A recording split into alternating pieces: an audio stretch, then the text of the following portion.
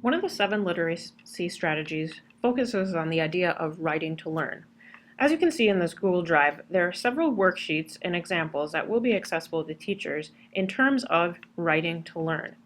You can see that I have all these worksheets that I can simply upload to what we're going to use today, which is Notability. Notability is a familiar tool for CMS teachers, so I think this idea of writing to learn and Notability will be very seamless.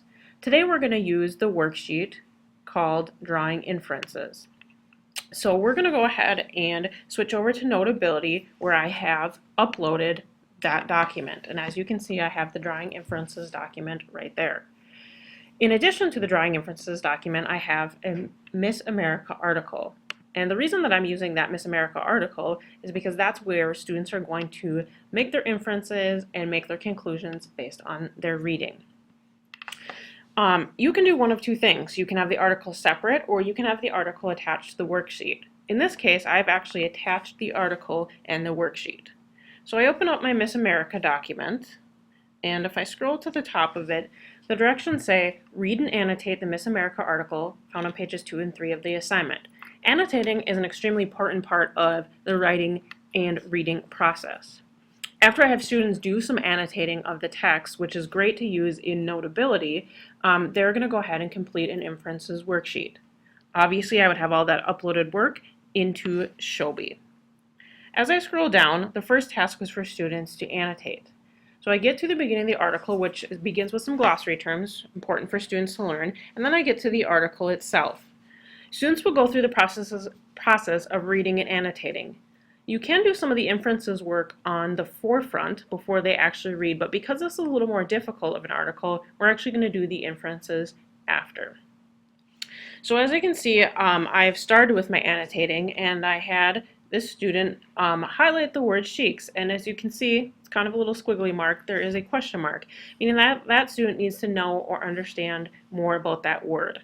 As I'm reading as a student, I can go ahead and I can click the highlighting tool at the top, and I can say something about, but sheiks are not Muslims. Maybe I think that's an important quote, and we need to learn more about it.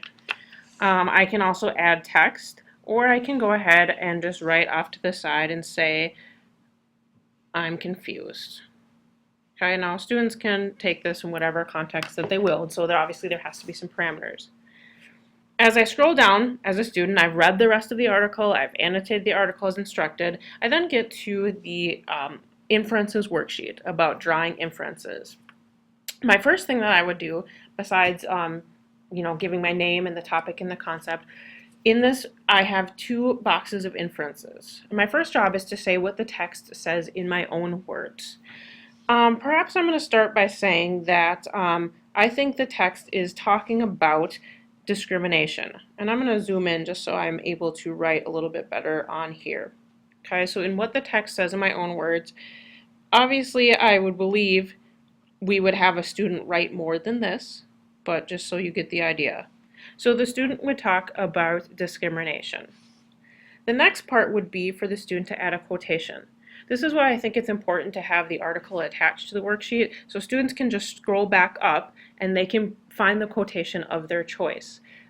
They would have to type in the quotation, so therefore sometimes it helps to have the article off to the side or in a textbook or some other form.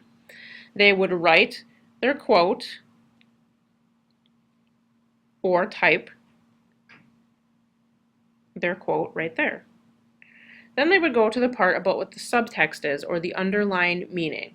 Okay, and here we could say, I think something, and we do hope that they think something. Students would go ahead and they would perform this task twice. So as you can see here, there's another set of boxes that say what the text says in their own words, a quotation, and what the subtext is. Students would then take all of this work and go ahead and upload it directly into Shobi. Hopefully that's some helpful information about using some writing strategies within Notability.